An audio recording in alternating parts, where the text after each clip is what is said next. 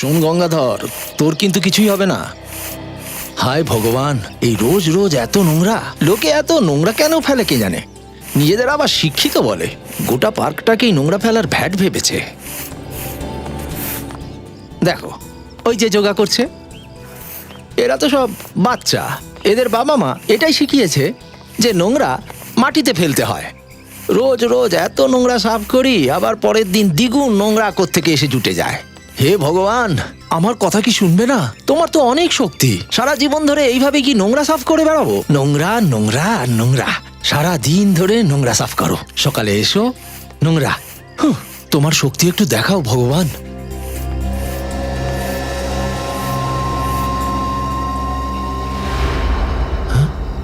এটা কি চকচক করছে? চেন? ওরে বাপরে, এটা সোনার মনে হচ্ছে। এখানে এলো কি করে? মনে হয় কারুর হাত থেকে পড়ে গেছে। আশেপাশে কেউ নেই। শোন গঙ্গাধর, আজ তোর কপাল কিন্তু খুলে গেছে। সোনার চেনটা তুই পুরস্কার পেয়েছিস, নিয়ে নে এটা। গঙ্গাধর, ভগবান তোর কথা শেষ পর্যন্ত শুনেছে। আরে এ কি? হাত, মানুষের হাত। এখানে, এই তো। এখানে কোনো ডেড বডি নেই তো? সিআইডিকে ডাকতে হবে এক্ষুনি।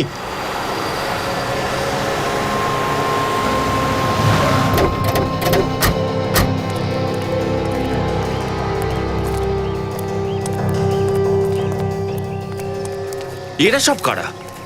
এই দেখি দেখি, সরো সরো এখান থেকে, সরো সরো দেখি। তোমরা দুজন আবার কারা? এটা আমাদের ক্রাইম সিন, এটা সিআইডির কেস। তোমরা কোনো রকম পারমিশন ছাড়া এখানে আসতে পারো না। কে জানে কতগুলো এভিডেন্স হয়তো নষ্টই করে ফেলেছে। আরে স্যার, চুপ করো। আমি চিনি এদের দুজনকে। এরা আমাদের নতুন সিআইডি অফিসার্স। নতুন অফিসার্স? হ্যাঁ, নতুন অফিসার্স। ইন্সপেক্টর বিনীত আর এ হলো ইন্সপেক্টর শ্রেয়া। এরা দুজন আগে মুম্বাই ক্রাইম ব্রাঞ্চে ছিল। ওরা যে নতুন জয়েন করেছে বলেননি তো স্যার? সচিন কাল সন্ধ্যাবেলা জানতে পেরেছি, তোমাদেরকে জানানোর আমি কোনো সময়ই পাইনি। যাকে বাদ দাও। বিনীত, কি পেয়েছো এখানে? স্যার আমরা তো এখানে এই কাটা হাতটা পেয়েছি আর তার সঙ্গে এই ব্রেসলেটটা পেয়েছি। এই ব্রেসলেটটা কাজের জিনিস। এই ব্রেসলেটটা ভালো করে পরিষ্কার করো, সাবধানে। হ্যাঁ, একটা কাটা মুন্ডু। মাই গড। স্যার মাথার সাথে সাথে হাতটাও জোড়া লাগানো আছে। শরীরের অন্যান্য টুকরো তো আশেপাশেই থাকার কথা। একটা কাজ করো, গাছের আশেপাশে দেখো তো পাওয়া যায় কিনা। দেখো।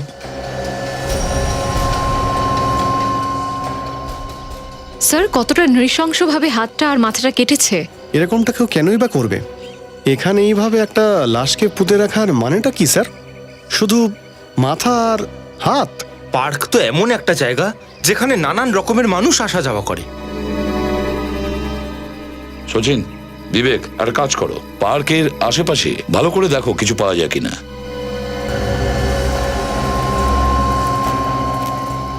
একটা কথা বলো, তোমাদের মধ্যে কে প্রথম দেখেছে এটা?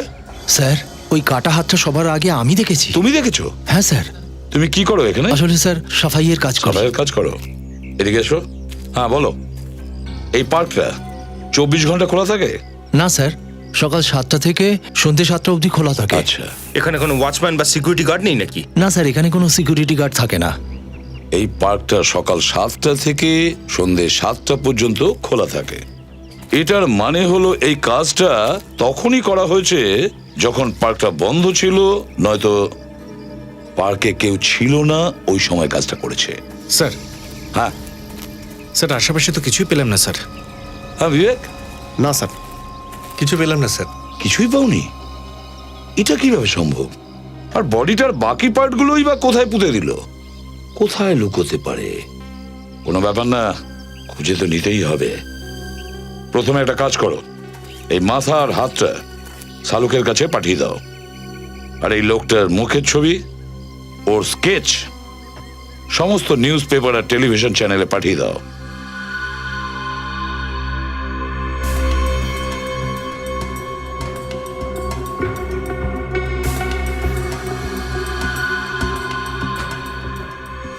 মাই গড, এটা কি?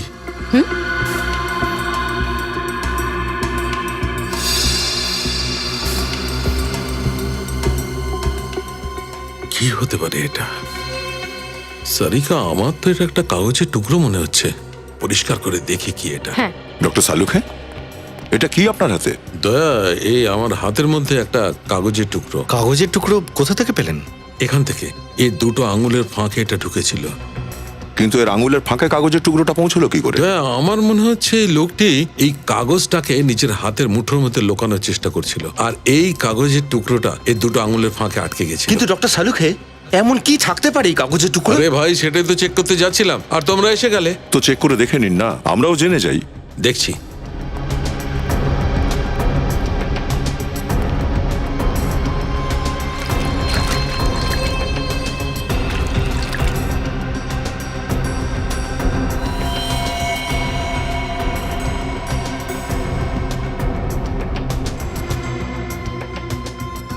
দয়া, এটা তো কোনো খবরের কাগজের টুকরো মনে হচ্ছে। অনেক পুরনো নিউজ পেপারের টুকরো। দেখুন, এটাতে ফটো জাতীয় কিছু আছে, কোনো বিশেষ ঘটনা বা দুর্ঘটনার ছবি মনে হয়। Right right, yes. আর এই দেখুন, এটা দেখে তো আমার মনে হচ্ছে এটা কোনো দুর্ঘটনারই ছবি হবে। কিন্তু স্যার, ও এই ছবিটা লুকিয়েছিল কেন? নিশ্চয়ই কোনো কারণ আছে। যে লোকটার শরীরের টুকরোগুলো আমরা পেয়েছি, হতে পারে হয়তো তার এই দুর্ঘটনার সঙ্গে কোনো সম্পর্ক আছে। আরে, এটা কি? এটা? হ্যাঁ ডক্টর, ডেট জাতীয় কিছু একটা। তার মানে পেপারটা প্রায় 14-15 বছরের পুরনো। এক্স্যাক্টলি। স্যার, হ্যাঁ, এখানে কিছু একটা আছে। কি আছে? কি আছে? এই দেখুন, এই জিভের ভেতরটায় একটা নাম্বার লেখা আছে। দেখি। জিভের ভেতরে নাম্বার? নাম্বার 3? স্যার, জিভের মধ্যে 3 ছাপানোর কি অর্থ হতে পারে? এই কেসটা দেখছি বড্ড গন্ডগোলের। প্রথমেই লোকটার আঙুলের ফাঁকে পেলাম 14-15 বছরের পুরনো খবরের কাগজের কাটিং, যাতে একটা দুর্ঘটনার ছবি আছে। আর এখন আবার এই জিভে নাম্বার। এই লোকটার কোনো না কোনো অপরাধের সঙ্গে কানেকশন অবশ্যই আছে।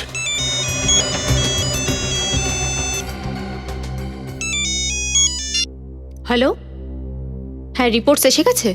রিপোর্ট থেকে কি জানা গেছে? Thank you sir. এটা একজন নয়। একজন লোক নয় মানে? এই মাথাটা আসলে একজনের, আর এই হাতটা অন্য কোনো আরেকজনের। মানে দুজন আলাদা আলাদা লোকের বডি পার্টস একই জায়গায় পাওয়া গেছে? হ্যাঁ, প্রথমে পেপারের কাটিং, তারপরে জিভে এই নাম্বার। দুজনকে খুন। আমাদের চটপট খোঁজ করতে হবে যে এই দুজন আসলে কে। আরে ভাই, এটা আবার কি? আর একটা ঝটকা। হ্যাঁ ফ্রেডি, অনেক বড় চমক। এই লোকটির নখগুলোর রং নর্মাল নয়, একটু আলাদা। স্যার, এর আবার মানে কি? এর মানেটা এই নখগুলো চেক করার পর জানা যাবে।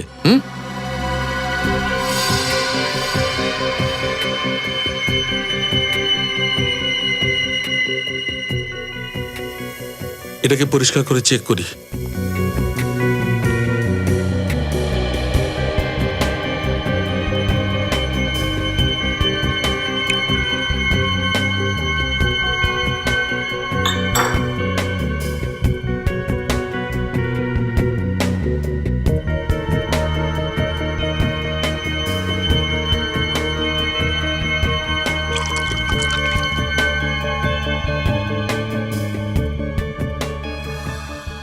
ও, এখন ব্যাপারটা বোঝা গেল। কি বুঝলেন ডক্টর? দয়া, এই লোকটি খুব কড়া, অনেক বেশি কোন ওষুধের ডোজ নিত। কোন ওষুধ স্যার? মেরি অক্সিভেন। বেরি অক্সিভেন? হ্যাঁ দয়া, এই ওষুধটা ক্যান্সার পেশেন্টরা নেয়। এটা খুব দামি ওষুধ, সহজে পাওয়া যায় না। আর যতক্ষণ পর্যন্ত না একজন ক্যান্সার স্পেশালিস্ট নিজের হসপিটালে নিজের পেশেন্টকে প্রেসক্রাইব না করে, ততক্ষণ এই ওষুধটা কেউ পায় না। তাহলে এই শহরের সমস্ত ক্যান্সার হসপিটালে গিয়ে চেক করতে হবে। হ্যাঁ বিবেক। কি? দুজন মহিলা এই লোকটার মুখের স্কেচটা চিনতে পেরেছে?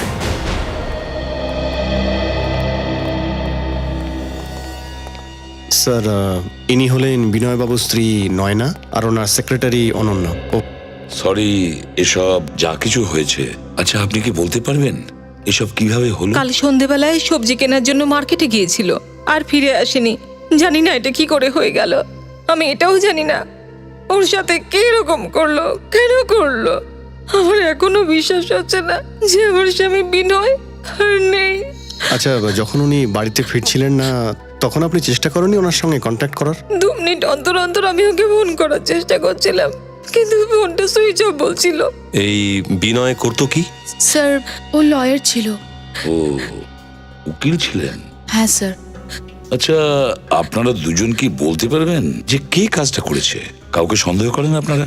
স্যার এরকম তো কোনো কিছু মনে নেই। বিনয় খুবই সৎ আর ভালো মানুষ ছিল। ও লয়ার ছিল, জানি না কোনো কেসের জন্য কেউ এরকম শত্রুতা করলো কিনা। তো কিছুদিন ধরে ও কি কিছু বলছিল আপনাকে, নাকি আপনি নিজেই বুঝলেন যে কোনো একটা কেস নিয়ে ও একটু অসুবিধার মধ্যে রয়েছে? আমার স্বামী বিনয় কোনো কেসের ব্যাপারে আমার সঙ্গে কোনো ডিসকাশন করতো না। শান্ত অভিজিৎ, বুঝে উঠতে পারছি না কে খুন করতে পারে এই বিনয়কে। আশ্চর্য ব্যাপার। স্যার, যতটা নৃশংসভাবে বিনয়কে খুন করা হয়েছে তাতে মনে হয় খুনির মাথায় বিনয়ের জন্য যথেষ্ট ঘৃণা ছিল, ভীষণ রাগ ছিল ওর। সেটাই মনে হয়। স্যার, হ্যাঁ সালুখে স্যার ব্রেসলেটে কিছু পেয়েছে। আচ্ছা, কি পাওয়া গেছে? ব্রেসলেটের লোগো। ব্রেসলেটের লোগো? অভিজিৎ, এটা দেখো। হ্যাঁ, মনে হচ্ছে ভি লেখা আছে। বিয়ের মতনই হবে। বিবেক, কম্পিউটারে চেক করো, দেখো এই লোগোটা কোন জুয়েলার্সের হবে। Yes sir. হ্যাঁ অভিজিৎ,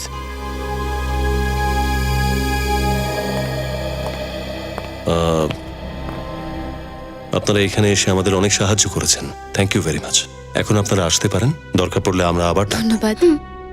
থ্যাংক ইউ স্যার। কিন্তু আপনারা আমার স্বামীর হত্যাকারীকে অ্যারেস্ট করবেন তো? আমাদের তরফ থেকে পুরো চেষ্টা করব, please.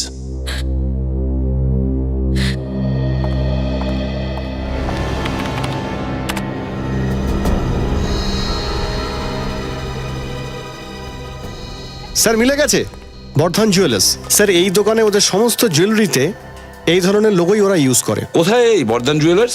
Sir Bandra west. Bandra west, Vardhman jewellers. Abhijit, এই বর্ধমান জুয়েলার্স থেকে জানা যাবে যে এই ব্রেসলেটটা কে কিনেছিল। বোনের বিয়ের তো আর 1 সপ্তাহ বাকি। আপনি ভয় পাবেন না, কাল সন্ধ্যের মধ্যে আপনার গয়না বাড়িতে পৌঁছে যাবে। ঠিক তো? ঠিক আছে, আমি নিজেই যাব কি? না না, আপনি শুধু কালকে সন্ধ্যের মধ্যে গয়নাটা পৌঁছে দিন। এইসব পুরোপুরি আমার দায়িত্ব। আপনি শান্তিতে বাড়িতে গিয়ে ঘুমিয়ে পড়ুন। ঠিক আছে, নমস্কার। নমস্কার।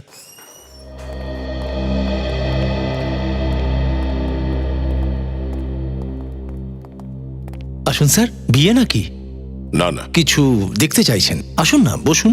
আরে অমিত, এই কাস্টমারকে দেখো তো। না না, আমরা দেখাবো আপনাকে কিছু। আপনারা কিছু আমাকে দেখাতে চাইছেন? ঘাবড়ানোর কিছু নেই, আমরা সিআইডি অফিসার। কোনো প্রুফ আছে?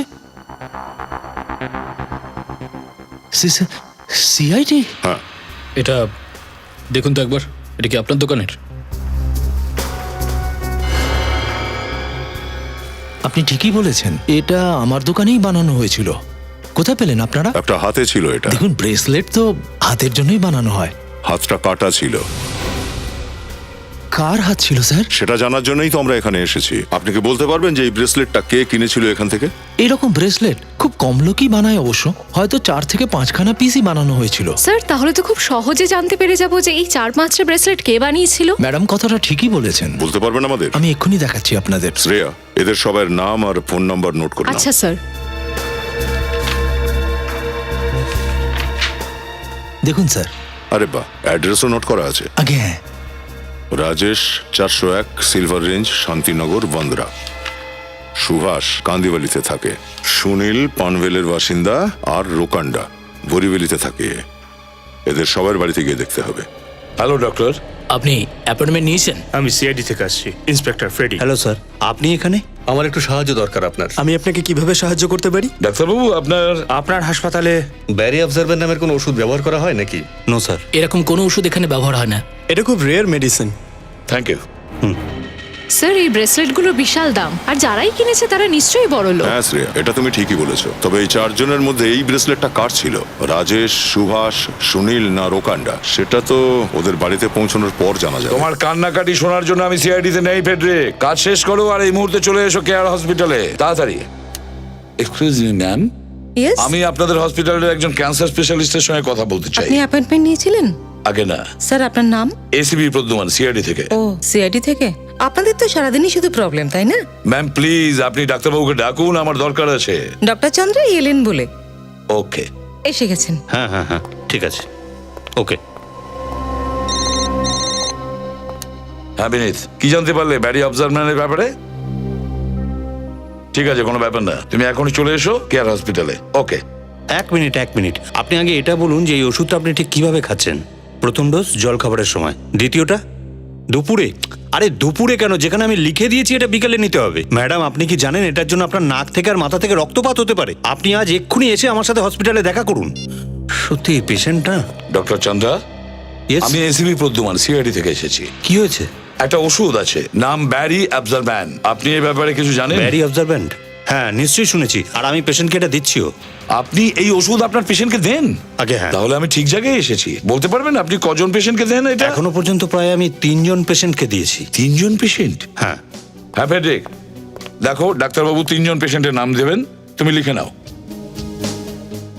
হ্যাঁ বলো। প্রথম জন হলো বৈভব, সান্তাক্রুজে থাকে। বৈভব দ্বিতীয় হলো অরুণ, এ আন্ধেরিতে থাকে। আন্ধেরি। আর 3 নম্বর হলো রোকান্ডা, এ বোরোভ্যালিতে থাকে। রোকান্ডা? হ্যাঁ। Thank you very much doctor. It's my pleasure. কিন্তু হয়েছেটা কি? খুনের ব্যাপার। খুনের ব্যাপার? হ্যাঁ। দেখুন স্যার, এই ব্যাপারে যদি কোনো সাহায্যের দরকার হয় তো আমার সাথে দেখা করবেন। Thank you very much. Sir. হ্যাঁ বিনীত, দেখো আমরা এই 3 জন পেশেন্টের নাম পেয়েছি যারা এই ওষুধটা ব্যবহার করে। এই 3 জন পেশেন্টের ব্যাপারে দয়া আর বাকিদের জানিয়ে দেবে। বিনীতের ফোন। হ্যাঁ বিনীত। স্যার এখান থেকে আমরা 3টে পেশেন্টের নাম পেয়েছি। কে? হসপিটাল থেকে 3টে নাম পাওয়া গেছে? হ্যাঁ, স্যার। আরে যে ব্রেসলেট আমরা লাশের হাত থেকে পেলাম সেই রকম ব্রেসলেট 4 জন ব্যবহার করে। 4 জন? হ্যাঁ 4 জন লোক। ওদের নামগুলো হচ্ছে রাজেশ, সুভাষ, সুনীল আর রোকান্ডা। রোকান্ডা? হ্যাঁ রোকান্ডা। এই নামটা তো আমাদের লিস্টেও আছে স্যার। হ্যাঁ ইয়েস স্যার। হ্যাঁ ঠিক আছে, আগে ওর বাড়িতেই যাচ্ছি আমরা। Okay sir. ওকে ওকে। রোকান্ডার অ্যাড্রেসটা? বরিভ্যালি স্যার। বরিভ্যালিতে? আচ্ছা, এই রোকান্ডা ফেমাস সিঙ্গার নয় তো, যে প্রচুর শো করে থাকে? সেরকমই তো মনে হচ্ছে স্যার। স্যার এ যদি সেই ফেমাস সিঙ্গার হয় আর ওই কাটা হাতটা ওনারই হয়, মিডিয়াতে তো। ওই কাটা হাতটা আদৌ রোকান্ডার কিনা নাকি ও ব্রেসলেটটা কাউকে গিফট করেছিল সেটা তো বেল বাজানোর পরেই বোঝা যাবে।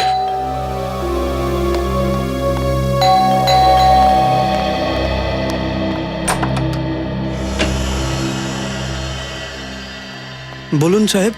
হ্যাঁ বলুন, কার সঙ্গে দেখা করতে চান? আমরা সিআইডি থেকে আসছি রোকান্ডার সাথে দেখা করতে। রোকান্ডা? হ্যাঁ উনি এখানেই থাকেন তো। হ্যাঁ ও এখানেই থাকে। আর আপনি? আমি ওনার স্ত্রী প্রিয়া। কোথায় আছেন উনি? বাড়িতে নেই নাকি? আরে আপনি এখানে বসুন প্লিজ।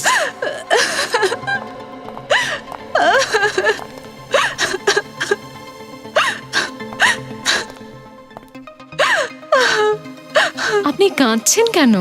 রোকান্ডা কোথায়? ওর কাল থেকে কোনো খোঁজ খবর নেই। বলেও যায়নি যে কোথায় গিয়েছে? না স্যার। শেষ কখন দেখেছিলেন ওকে? কাল। আর আজ ওর শো ছিল। সকাল থেকে কত লোকের ফোন আসছে, কি বলবো আমি, কাকে কাকে বলবো যে রোকান্ডা কোথায় আছে? ওর ফোনটাও সুইচ অফ বলছে। আমার খুব ভয় লাগছে স্যার। প্লিজ শান্ত হন আপনি। কিভাবে শান্ত হব স্যার? আজ সকালে আমি পুলিশ স্টেশনে মিসিং রিপোর্টও লিখিয়েছি। মিসিং রিপোর্টও লিখিয়েছেন আপনি? এ কোথায় উধাও হতে পারে?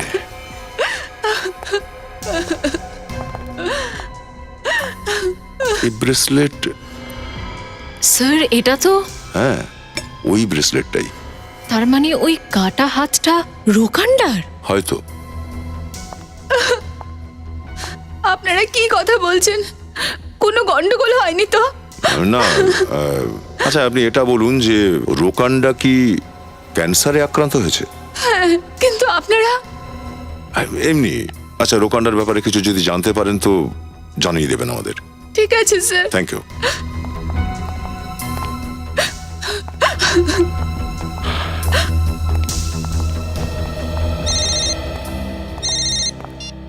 হ্যালো।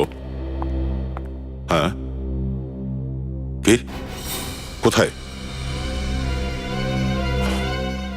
পনভেলের হাইওয়েতে আরো বডি পার্টস পাওয়া গেছে?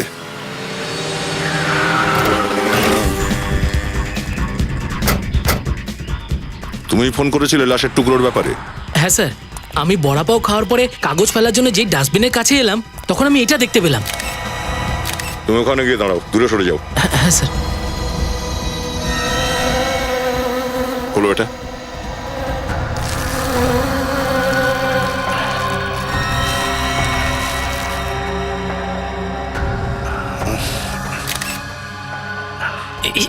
এই বডির টুকরোগুলো দেখছি একদম ওই রকম যেমন আমরা পার্কে পেয়েছিলাম। হ্যাঁ স্যার, এই লাশটার অবস্থা একদম ওরকমই যেরকম পেয়েছিলাম আগেরটা। আর স্যার বাকি শরীরটাও তো আর নেই। কোনো এই লাশের টুকরোগুলো খুব কায়দা করে ওই প্লাস্টিকের থলিতে মুড়ে এখানে এই ডাস্টবিনের মধ্যে ফেলে গেছে। কিন্তু স্যার কোনো খুনি এটা কেন করবে? আমিও সেটাই ভাবছি। স্যার, দুজনকে খুন করেছে একটা লোকই নয় তো? হতেও পারে সেটা নিখিল, কিন্তু এইভাবে লাশগুলোকে টুকরো করে ফেলার কি মানে হতে পারে? এর পেছনে কোনো না কোনো কারণ তো আছেই। এক মিনিট একটু হাত সরাও। আরে মুখটা দেখো একটু মন দিয়ে। স্যার, কোথাও এই রুকান্ডা নয় তো? হ্যাঁ নিখিল, ওই ফেমাস সিঙ্গার রোকান্ডাই। স্যার তার মানে প্রথমে একে কেউ কিডন্যাপ করে, তারপরে একে খুন করে দেয়? সেটাই মনে হচ্ছে শ্রেয়া। আমার তো মনে হচ্ছে ওই উকিল বিনয় ওকেও আগে কিডন্যাপ করে মারা হয়েছে। স্যার, যেভাবে এই বিনয় আর রুকান্ডাকে খুন করা হয়েছে, খুনির সাথে এই দুজনের কি পার্সোনাল সম্পর্ক আছে স্যার? এমন কোনো মানুষ হতে পারে যার মনে এদের দুজনের ব্যাপারে প্রচন্ড ঘৃণা ছিল। যেভাবে লাশটাকে টুকরো করা হয়েছে দেখে তো তাই মনে হচ্ছে। শ্রেয়া, রোকান্ডার ওয়াইফকে ফোন করে ওর মৃত্যুর খবরটা দাও। স্যার আমি জানি শ্রেয়া এটা খুব অস্বস্তিজনক, কিন্তু কি করবে, আমাদের কাজটাই তো এইরকম, ফোন তো করতেই হবে। ইয়েস স্যার, আমি করছি। নিখিল, এই বডির টুকরোগুলোকে ফরেন্সিক ল্যাবে পাঠাও। স্যার। Hello Mrs Shreya.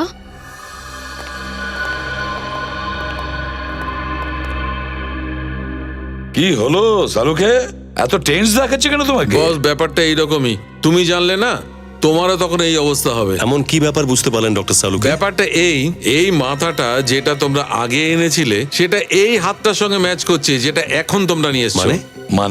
মানে এটাই যে এবার আনা হাতটা আর আগেরবার আনা মাথাটা দুটো একই মানুষের, আর আগেরবার আনা হাতটা এবারের আনা মাথাটা ওটা আবার অন্যজনের। তাহলে এই লাশটা লয়ার বিনয়ের আর এটা রোকন্ডার? একদম ঠিক। মানে খুনি দুটো লাশকেই কেটেছে, তাদের অঙ্গ অদল বদল করেছে, তারপর আলাদা আলাদা জায়গায় লুকিয়ে রেখেছে। কিন্তু ডক্টর সালুকে খুনি কি চাইছে? কিন্তু স্যার কোনো খুনি এরকম কেন করবে? মনে হচ্ছে পুরো পাগল স্যার, কোনো সাইকোপ্যাথ মনে হচ্ছে। কোনো না কোনো কারণ তো নিশ্চয়ই আছে বিবেক, কোনো না কোনো কারণ নিশ্চয়ই আছে। স্যার কি উদ্দেশ্য থাকতে পারে এই কাজের পেছনে? এটাই তো আমাদের খুঁজে বের করতে হবে সচিন। এরকম নৃশংসভাবে কেন খুন করছে? আর একটা কথা বস, কে? সেটা ওই মাথাটার জিবের ওপরও একটা সংখ্যা লেখা আছে, যেমন এই মাথাটার জিবের ওপরও লেখা আছে। মানে বিনয়ের জিভে যে 3 নম্বর লেখা আছে ঠিক ওই রকমই 3 নম্বর রোকন্ডার জিভে আছে। একদম ঠিক, ওই রকমই 3 নম্বর। কি রহস্য হতে পারে এই 3 নাম্বারের? স্যার হতে পারে যে খুনি আমাদের কিছু দেখাতে চাইছে, তাই লাশের জিপগুলোতে কিছু নাম্বার লিখে দিয়েছে। হ্যাঁ, দেখাতে তো চাইছেই নিশ্চয়ই খুনি আমাদের। আর তাছাড়া এই নাম্বার 3, এই নাম্বার 3-এর কোনো না কোনো কানেকশন তো নিশ্চয়ই আছে বিনয় আর রোকন্ডার মাঝখানে। স্যার কিছু তো লুকিয়ে আছে এই ছবিগুলোর মধ্যে। এই ছবিগুলো তো কিছু না কিছু বলছে স্যার। কিন্তু কি অভিজিৎ, কি বা হতে পারে?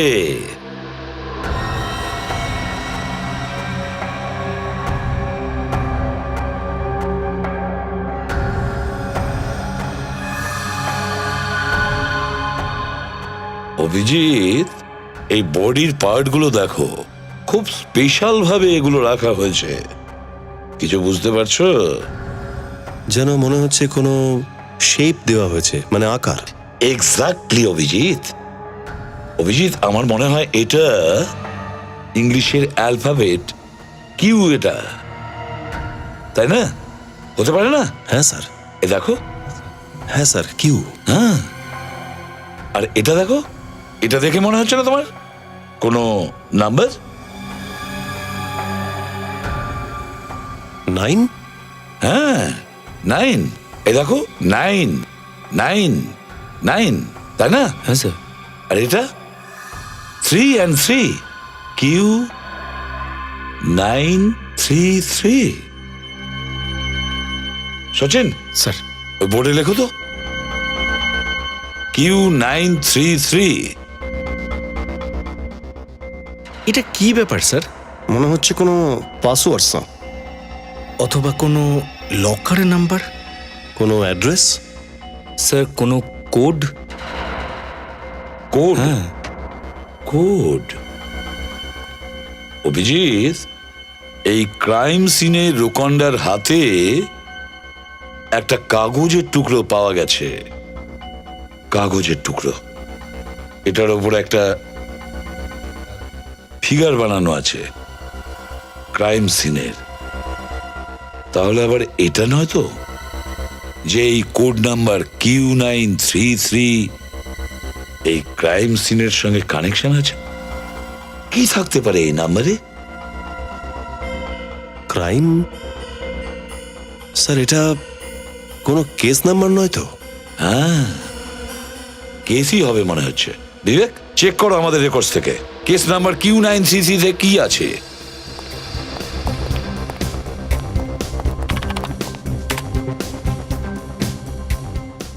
ইয়েস স্যার, এই নাম্বারের একটা কেস আছে।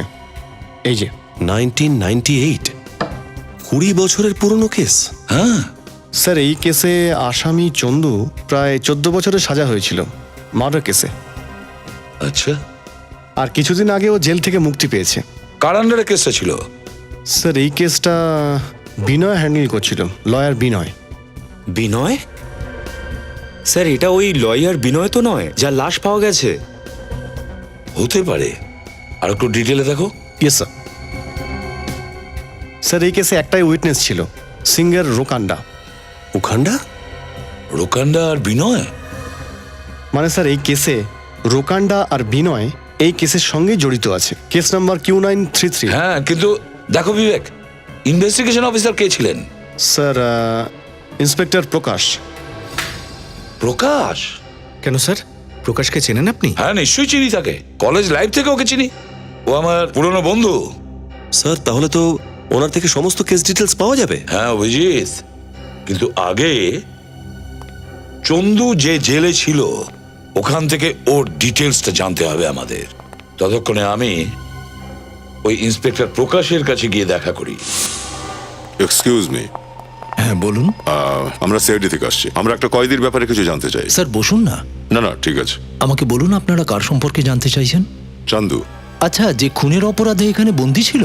হ্যাঁ হ্যাঁ, ওই। আচ্ছা, ওর ব্যাপারে আর কিছু জানাতে পারেন? ও কাউকে খুন করে এখানে এসেছিল, আর এই কেসে এটা প্রমাণিত হয় যে ও টাকার জন্য কাউকে খুন করেছিল, আর ও 13 বছর জেলও খেটেছিল। 13 বছর? আগে হ্যাঁ, আর 2-4 মাস আগে জেল থেকে মুক্তি পায়। আচ্ছা, মেয়াদ পূর্ণ হয়েছিল নাকি আগেই ছাড়া পেয়েছিল? না, ওর আসলে 14 বছরের সাজা হয়েছিল, কিন্তু ওর ভালো ব্যবহারের জন্য সরকার ওর 1 বছরের শাস্তি মকুব করে দিয়েছিলেন। আচ্ছা, এখান থেকে বেরোনোর পর এখন কোথায় গেছে কিছু বলতে পারবেন আপনি? না স্যার, আমাদের কাছে তো কোনো রেকর্ড নেই। আচ্ছা, এমন কোনো জায়গা চেনেন কি আপনি যেখানে ও পুলিশের হাত থেকে লুকানোর জন্য ব্যবহার করতো? না স্যার, আমাদের কাছে সেরকম কোনো খবর নেই। আচ্ছা, গত 13 বছর ধরে যখন ও জেলে ছিল তখন ওর সাথে কেউ তো দেখা করতে আসতো? স্যার, আপনি বিশ্বাস করবেন না, গত 13 বছর ধরে এরকম একজনকেও আমরা দেখিনি যে দেখা করতে এসেছিল। জেলে সবাই এই নিয়ে চিন্তিত ছিলাম। গত 13 বছরে ওর সাথে দেখা করতে জেলে কেউ আসেনি? হ্যাঁ স্যার, সত্যি। না ছিল ওর কোনো আত্মীয়, না বন্ধু, না অন্য কেউ ছিল না স্যার। এটা তো ভীষণ অদ্ভুত ব্যাপার। আসলে পুলিশ যখন ওকে ধরে তখন ও একাই ছিল। আচ্ছা, ওর বাড়ি কোথায়, কোনো অ্যাড্রেস আছে কি আপনার কাছে? এখনো পর্যন্ত ওর সম্পর্কে আমরা কিছু জানতে পারিনি। তার মানে চন্দুর আগে পিছে কেউ ছিল না? কিন্তু স্যার, এটা কি করে হতে পারে? কোনো মানুষ এতটা একা কি করে থাকতে পারে? কেউ তো নিশ্চয়ই আছে যে ওর সঙ্গে কথা বলতো। আচ্ছা, জেলের মধ্যে চন্দুর ব্যবহার কেমন ছিল? ও কয়েদিদের সঙ্গে কথা টথা বলতো বা কারোর সঙ্গে কথা বলতো কিনা? স্যার, বিশেষ কিছু নয়, একাই বসে থাকতো, সারাক্ষণ আপন মনেই থাকতো, কারোর সাথে বেশি কথাই বলতো না, শুধু একটা লোক ছাড়া। কে? স্যার, রাজু চাওয়ালা। প্রায়ও আমাদের জেলে চা দিতে আসে। চাওয়ালা রাজু? আগে হ্যাঁ স্যার, শুধু ওর সঙ্গেই ও কথা বলতো। কোথায় পাবো এই চাওয়ালাকে?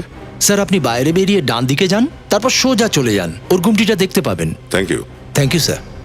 এই রাজু চাওয়ালার কাছে চা তো খেতেই হবে। কত বছর পরে আমি প্রকাশের সঙ্গে দেখা করতে এসেছি। তাও স্যার, এত বছর পর পুরনো বন্ধুর সঙ্গে দেখা করার মজাটাই আলাদা। হ্যাঁ, সেটা তো ঠিকই। আরে এসিপি আঙ্কেল, আপনি? আপনারা আসুন না ভিতরে। আয়ুষ, কত বড় হয়ে গেছো তুমি। বাবা কোথায়? আসলে কি হয়েছে?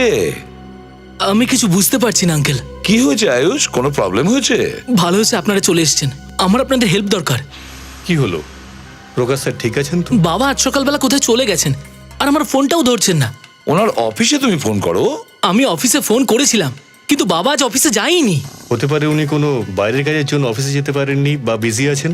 না না, বাবা যতই বিজি থাকুক না কেন আমার ফোনটা অবশ্যই ধরে। আর ফোন যদি ধরতে না পারে তাহলে আমাকে অবশ্যই মেসেজ করে। আজ তো কোনো উত্তরই দিচ্ছে না। আমার ভীষণ চিন্তা হচ্ছে আঙ্কেল, প্লিজ বাবাকে খুঁজে বের করুন আঙ্কেল। আয়ুষ, একদম চিন্তা করবে না, তোমার বাবা একজন ব্রিলিয়ান্ট এবং সাহসী অফিসার। আচ্ছা আয়ুষ, একটা কথা বলো, যে তোমার বাবা কোনোদিন তোমার সঙ্গে কোনো পুরনো কেসের ব্যাপারে কথা বলেছিলেন? আমি বলতে চাইছি case number Q933। Case number Q933 ব্যাপারে তো আমি কিছু জানি না, কিন্তু বাবা কোনো একটা পুরনো কেস নিয়ে ভীষণ চিন্তায় ছিল। পুরনো কেস নিয়ে? কার কেস? কোন কেস? ওই কেসটা কোনো চন্দু নামের লোকের ব্যাপারে ছিল। চন্দু? চন্দুর কেস? এটাই তো সেই কেস, কেস নাম্বার Q933। এই কেসটা তো 14-15 বছরের পুরনো কেস, আর 10 বছর আগে কমপ্লিটও হয়ে গেছে। তাহলে এই কেসটা নিয়ে প্রকাশ। তোমার বাবার ফোন চালু আছে? হ্যাঁ আঙ্কেল। ফোনটা করো তো। আঙ্কেল রিং হচ্ছে, কিন্তু কেউ ধরছে না। হ্যাঁ, রিং তো হয়েই যাচ্ছে, কেউ তুলছে না। ফেডরিক, একটা কাজ করো, প্রকাশের সেল ফোনটা ট্র্যাপ করো, দেখো এই মুহূর্তে কোথায় আছে আর কোথায় কোথায় যাচ্ছে। Yes sir. ধরো। আর শোনো, একদম চিন্তা করবে না, তোমার বাবার আমি কিচ্ছু হতে দেবো না, একদম চিন্তা করবে না। আর একটা কথা, যদি তুমি কিছু জানতে পারো, যাই হোক তোমার বাবার ব্যাপারে বা এই কেসের ব্যাপারে, তাহলে তক্ষুনি তুমি আমাকে ফোন করে জানাবে।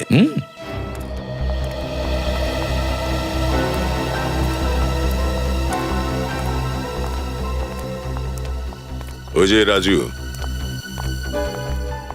রাজু, বলুন সাহেব। 4টে চা দেবে। কিন্তু আপনারা তো 3 জন। তোমার জন্যে ভাবলাম তোমার সাথেই বসে চা খাওয়া যাক আজকে। হ্যাঁ নিশ্চয়ই, চলুন না, খদ্দের তো ভগবানেরই রূপ। আর খদ্দেরের জন্য তো রাজু সবকিছুই করতে পারে। আসুন আসুন, বসুন, আসুন সাহেব। আর একজন কয়েদির জন্যও রাজু অনেক কিছু করতে পারে, তাই না? আমি কিছু বুঝলাম না সাহেব। বুঝতে পারলে না? এখনই বোঝাচ্ছি। নিখিল,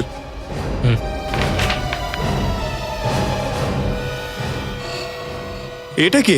আমি তোকে কোনোদিনও দেখিনি। কখনো দেখোনি? সত্যি কথা বলো, মিথ্যা বলো না। জেলের ভেতর গেছিলে না ওর জন্য চা নিয়ে? আপনারা কি বলছেন সাহেব? আমি কিছুই বুঝতে পারছি না। একটা থাপ্পড় খেলে না সব কথা ফড়ফড় করে বেরিয়ে আসবে। বল। আমি কিচ্ছু জানি না সাহেব, আমি কিচ্ছু জানি না, আমি কি চিনি না সাহেব। তোর এইভাবে হবে না, তাই না? হ্যাঁ, মনে পড়েছে? মনে পড়েছে এবার? হ্যাঁ সাহেব, হ্যাঁ সাহেব, মনে পড়েছে এবারে। হ্যাঁ সাহেব, এর নাম হলো চন্দু। শুধু এটুকুই মনে হলো নাকি আরো কিছু বলতে চাস তুই? আমি একে জেলে চা দিতে যেতাম, ও আমার চা খুব পছন্দ করতো। ব্যাস এটুকুই? আমরা তো শুনেছি তোমার আর চন্দুর ভালো বন্ধুত্ব হয়েছিল। বন্ধুত্ব তো দূরের কথা সাহেব, ও আমাকে প্রাণে মারার হুমকি দিত সাহেব। একদিন সুযোগ পেয়ে সাহেব ও আমাকে জোর করে চেপে ধরে আর একটা চিঠি দেয়, আর ও আমাকে বলে যে এই চিঠিগুলো পোস্ট করে দিবি, আর আমাকে হুমকি দেয় যে আমি যদি ওর কথা না শুনি বা অন্য কাউকে যদি এ ব্যাপারে কিছু বলি, তাহলে জেলের বাইরে এসে ওর লোকেদের দিয়ে আমায় খুন করিয়ে দেবে। আর তুমি মেনে নিলে?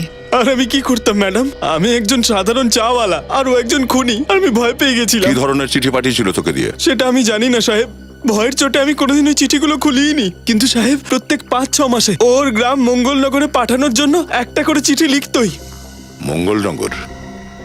তার মানে ওর ফ্যামিলি মঙ্গলনগরে থাকে? আর হ্যাঁ সাহেব, ও শেষ যে চিঠিটা পোস্ট করার জন্য পাঠিয়েছিল সেটা আবার ফিরে এসেছিল সাহেব। ফিরে এসেছিল কেন? জানি না সাহেব, আমি তো ওটা পোস্ট করে দিয়েছিলাম, কিন্তু আবার ফিরে আসে। আমি কথাটা চন্দুকেও ভয়ের চোটে কখনো বলিনি। তোমার কাছে কি ওই চিঠিটা এখনো আছে? হ্যাঁ, দেখা দেখি। দেখাচ্ছি সাহেব।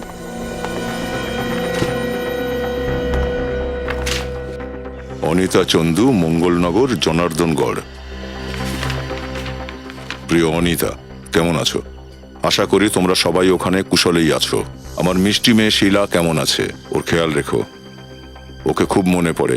আর কয়েকদিন অপেক্ষা করো, আমি খুব শিগগির তোমাদের কাছে গিয়ে পৌঁছচ্ছি। ততদিন নিজের আর আমার মিষ্টি মেয়ে শিলার খেয়াল রেখো। তোমার চন্দু। চিঠি থেকে মনে হচ্ছে যে এই চন্দু ওর পরিবারের লোকেদের খুব মিস করতো, বিশেষ করে ওর মেয়ে শিলাকে। চিঠিটা পড়ে তো তাই মনে হচ্ছে। এই চন্দুর ওয়াইফ আর ওর মেয়ের সঙ্গে দেখা করতে হবে। Welcome to Bitten world. How may I assist you? নতুন ফ্ল্যাটের জন্য একটা স্ট্যান্ড ফ্যান আর কুলার নেব। এই পচা গরম থেকে একটু স্বস্তি চাই। বাজার চলতে সব ব্র্যান্ড আর ভরসাযোগ্য নয়। তার জন্য তো আমাদের ফ্যান আছে, all purpose bullet table fan, ceiling fan. আমাদের সিলিং ফ্যান কিন্তু 30 মাসের ওয়ারেন্টি সহ পাওয়া যায়। আছে ফারাটা 2 বছরের ওয়ারেন্টি, 17 থেকে 20 মিটার এয়ার ফ্লো, মধ্যবিত্তের সাধ্যের মধ্যে একমাত্র ভরসাযোগ্য ব্র্যান্ড বিটেন। আমাদের কুলারের কিন্তু অনেক range, 45 litres, 50 litres, 70 litres, 90 litres, 110 litres. Honeycomb সহযোগে বিটেনের সব কুলারের ওয়ারেন্টি 1 বছর। চেনা হাওয়ায় অচেনা অনুভূতির জন্য একমাত্র আদর্শ বিটেন। গরমে স্বস্তি পেতে বিটেনের ফ্যান হোক বা কুলার, আজই আনুন বাড়িতে। Beaten, digitally years.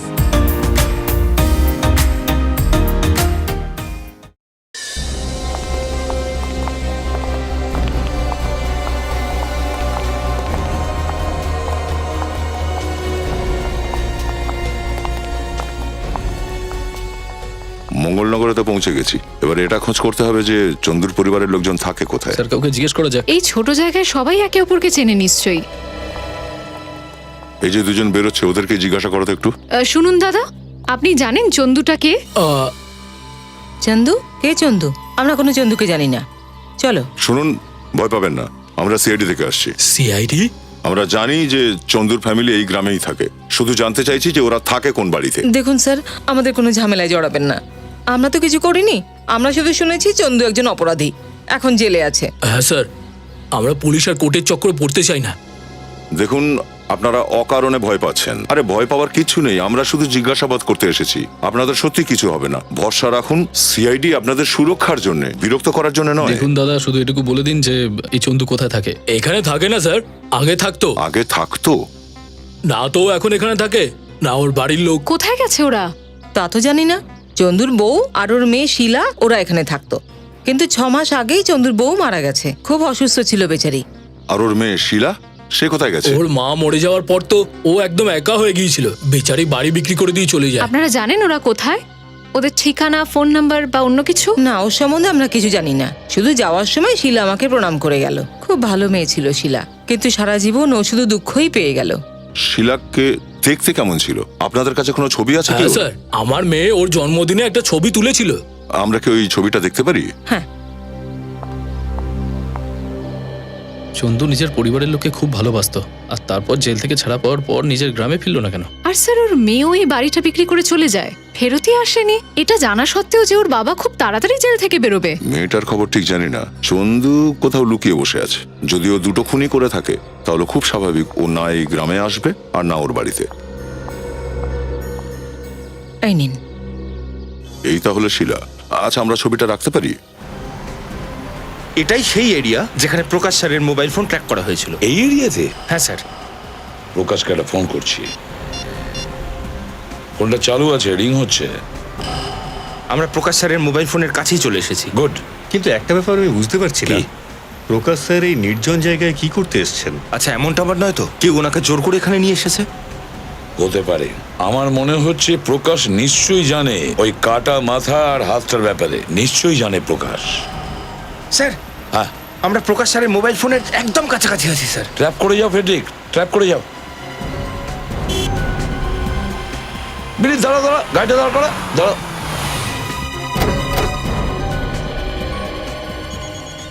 এই এলাকাতেই কোথাও ফোনের রিংটা শোনা যাচ্ছে, শুনতে পাচ্ছ? হ্যাঁ স্যার। হ্যাঁ,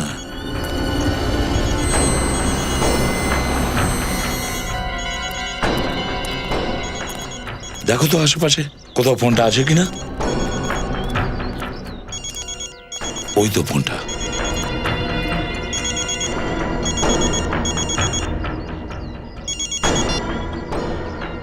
এটা তো প্রকাশেরই ফোন মনে হচ্ছে, তার মানে হলো প্রকাশ এর আশেপাশেই কোথাও আছে। আমার তো খুব ভয় করছে স্যার, আবার প্রকাশ স্যারের কিছু হয়ে যায়নি তো? চুপ কর ফেডরিক, ভালো কিছু বলো। নিজেদের বন্দুক বের করো, যে কোনো মুহূর্তে বিপদ হতে পারে। ওই যে ঘরটা, আমার মনে হচ্ছে স্যার যে প্রকাশ স্যার এই বাড়িতেই রয়েছেন। চলো গিয়ে দেখি। একটু যদি আমাদের ভুল হয় না, প্রকাশকে বাঁচানো যাবে না।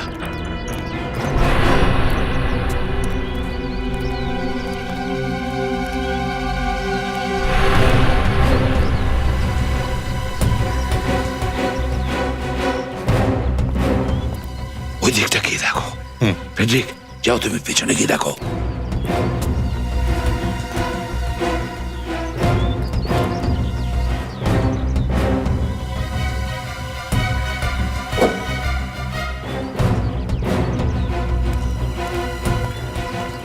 হ্যাঁ বিনীত, ওদিক থেকে কিছু দেখতে পাচ্ছি না স্যার। স্যার বাইরে থেকে তো কিছুই দেখা যাচ্ছে না। ঠিক আছে, কোনো ব্যাপার না। এই বাড়িতে আমাদের ঢুকতে হবে, কিন্তু খুব সাবধানে। প্রকাশের ভীষণ বিপদ হতে পারে, ওর সঙ্গে অন্য কেউ আছে, সাবধানে।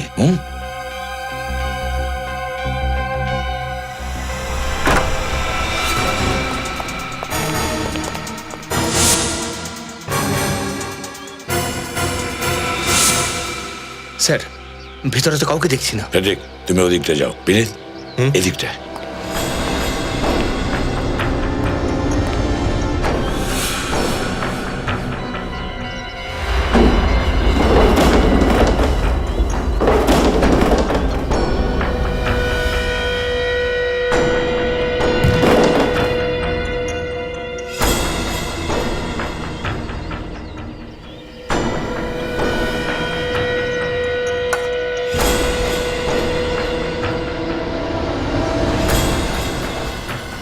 মাই গড, প্রকাশ! বিনীত, তাড়াতাড়ি জল নিয়ে এসো।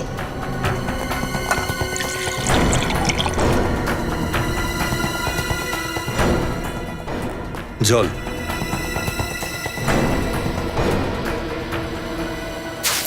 কে কে কে কে কে তোমরা?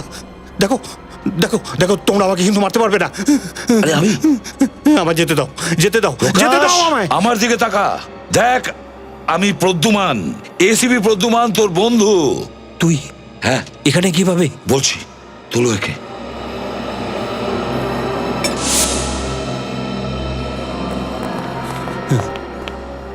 সাবধানে বস, জল খাও।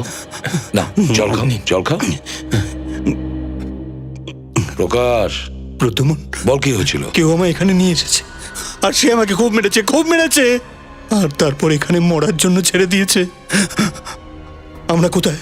আমরা কোথায়? ও কেন আমার প্রাণ নিতে চাইছে? আমি কি করেছি? চিন্তা করিস না, ভয় পাস না, আমরা তোর সাথে আছি। যেই থাকুক না কেন, আমরা থাকতে তোর কিচ্ছু করতে পারবে না, বুঝেছিস? এবার বল, কারা ছিল? তুই এখানে আসলি কিভাবে? হ্যাঁ, কারা তোকে নিয়ে এসছে এখানে? আমি জানি না। আমি যখন অফিস যাচ্ছিলাম তো কেউ আমাকে কিডন্যাপ করেছিল, আর আমাকে নিয়ে এখানে চলে এসেছে। স্যার, তার মুখ আপনি দেখতে পাননি? না, দেখিনি। সে আমার চোখে কাপড় বেঁধে দিয়েছিল। হ্যাঁ, ঠিক আছে, একটা কথা বল, ওর কথা তো শুনেছিলিস? কিছু মনে পড়ছে ওর গলার ব্যাপারে? হয়তো ওর গলাটা তোর চেনা জানা কেউ হবে। যদি গলাটা শুনে থাকতাম তো বুঝতে পারতাম, কিন্তু ও আমার সাথে কোনো কথাই বলেনি। বাস শুধু পাগলের মতো আমাকে মারতে থাকলো, মারতে থাকলো, মারতে থাকলো। আর আমি, মনে হচ্ছে খুব বড় রকমের শত্রুতা আছে ওর সঙ্গে তোর, না হলে তোকে তিলে তিলে কেন মারতে চাইছিল। তবে আমরা এসে গেছি না, একদম চিন্তা করবি না। নিয়ে চল একে, নিয়ে চল, নিয়ে চল। বাবা, বাবা, বাবা, তোমার এই অবস্থা কি করে হলো? কে করেছে এরকম? বাবা, আমি ঠিক আছি, চিন্তা করো না। আর ওই কিডন্যাপারের সাথে দেখা করার পর তো একদম ঠিক হয়ে যাবো। কে করেছে তোমাকে কিডন্যাপ? কে ছিল সেই লোকটা? এসিপি আঙ্কেল, বাবার সাথে এই সমস্ত করার সাহস কার হতে পারে? আয়ুষ, আয়ুষ, মনে সাহস রাখো, আমরাও ওই লোকটাকে খুঁজে বেড়াচ্ছি। থ্যাংক গড যে প্রকাশ স্যার আমাদের সঙ্গে আছেন, একেবারে সুস্থ আছেন। হ্যাঁ, ভাগ্য ভালো যে আপনারা সময় মতো পৌঁছে গেছিলেন, না হলে ওই কিডন্যাপার আমার বাবাকে তো। আয়ুষ, তুমি বাহাদুর পুলিশ অফিসারের ছেলে, আর বাহাদুর পুলিশ অফিসারের ছেলে কখনো কাঁদে না, ও ভয় পায় না কাউকে। চিন্তা করো না, আমরা তোমার বাবার সাথে কিচ্ছু হতে দেব না।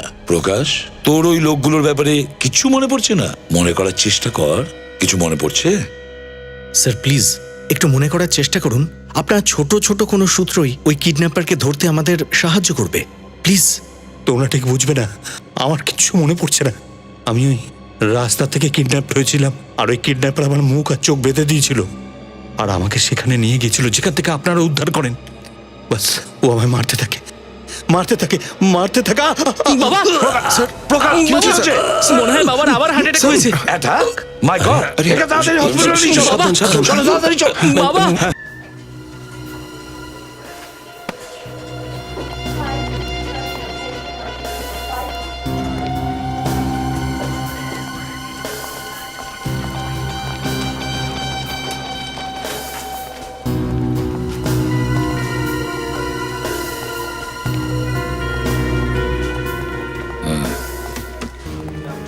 যেই ভেতরে যাক না কেন, সে যদি হসপিটাল স্টাফও হয়, আমাদের খেয়াল রাখতে হবে খুব ভালো করে।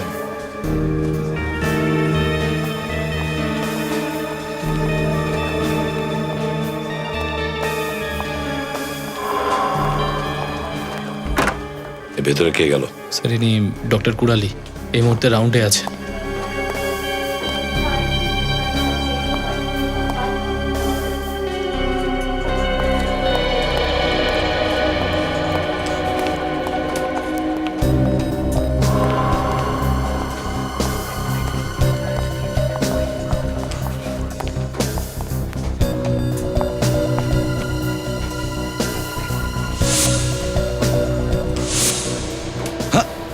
ওকে আটকাও!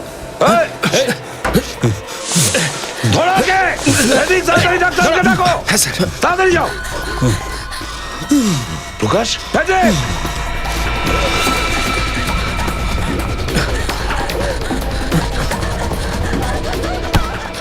দাঁড়িয়ে যাও, পালানোর কোনো রাস্তা নেই। তুমি শিলা? তাহলে তুমি সেই শিলা? কি নামে তোমাকে ডাকবো? অনন্যা না শিলা? হ্যাঁ, বাহ, কেমন সুন্দর করে তুমি তোমার নিজের নামের সঙ্গে চেহারাটাও বদলে ফেলেছো। কিন্তু আফসোস, চেহারা বদলে নেবার পরও সিআইডির হাত থেকে তুমি বাঁচতে পারোনি। আপনারা এটা ভাববেন না যে আমি এই জন্য কাঁদছি যে আমি যা করেছি তার জন্য আফসোস হচ্ছে, বরং আমি এই জন্য কাঁদছি যে আমি প্রকাশকে মারতে পারলাম না। বিনয় আর রোকান্ডা, ওদের প্রাণ নিয়ে তুমি কি পেলে? কি লাভ করেছো তুমি? ওরা কি লাভ করলো আমার বাবার জীবনটা নষ্ট করে? আমার বাবা তো নির্দোষ ছিল, 15 বছর তাকে জেলের পেছনে কাটাতে হয়েছে, আর যখন উনি জেল থেকে বাইরে এলেন তখন ওনার মৃত্যু হয়ে গেল। কি? জেল থেকে বেরোনোর পর তোমার বাবার মৃত্যু হয়ে গিয়েছিল? হ্যাঁ, আমার বাবা মারা গিয়েছিল, আর মারা যাওয়ার সময় উনি আমায় বলেছিলেন যে ওনার সাথে অন্যায় করা হয়েছিল। 15 বছর উনি আমার সঙ্গে দেখা করার জন্য কষ্ট পেয়েছিলেন। একটা সুস্থ সুন্দর পরিবারকে নষ্ট করে দিয়েছিল ওরা। প্রতিশোধ তো আমার নেওয়ারই ছিল, কিন্তু আপনাদের জন্য সেটা বরবাদ হয়ে গেল। প্রতিশোধ? সত্যি কোনটা জানো? সত্যি এটাই যে তোমার বাবা নির্দোষ ছিলেন না, খুনি ছিলেন তিনি, খুনি। একজন নিরীহ লোকের প্রাণ নিয়েছিলেন তিনি। এরকম হতে পারে না, আমার বাবা নির্দোষ ছিলেন, খুনি হতে পারেন না। না, সেটাই হয়েছে। মিথ্যে কথা বলেছে তোমার বাবা তোমাকে যে তিনি নির্দোষ ছিলেন, আর তুমি প্রতিশোধ নিতে বেরিয়ে পড়েছো। তোমার প্রতিশোধের আগুনে দুটো নিরীহ লোকের প্রাণ গেছে, বিনয় আর রোকান্ডার। ভুলে গিয়েছিলে তুমি যে প্রতিশোধের আগুনে নিজে ছাড়া আর কেউ জ্বলে না। আর কি পাওয়া যায়? শুধু একাকিত্ব আর নিজের কৃতকর্মের অনুতাপ। মস্ত ভুল করেছো তুমি শিলা। আইনটা তুমি তোমার নিজের হাতে নিয়েছিলে। আফসোস একটাই, তোমার তো ফাঁসিই হবে।